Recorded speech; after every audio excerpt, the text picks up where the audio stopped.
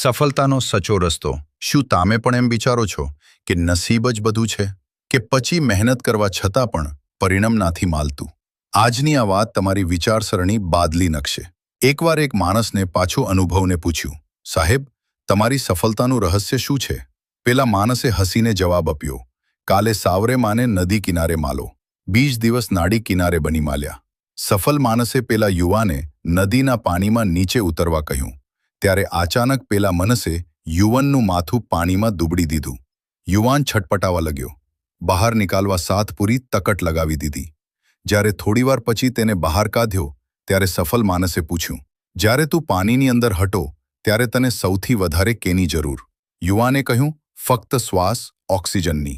મિત્રો, જો આ વાત ગામી હોય તો વિડીયોને લાઇક કરજો. આને તમારા એક મિત્ર સાથે શેર જરૂર કરજો. આવી જે પ્રેરક વાર્તા સાથી સ્નેપફેબલ નેબલને સબસ્ક્રાઇબ કરવાનું ભૂલતા નહીં.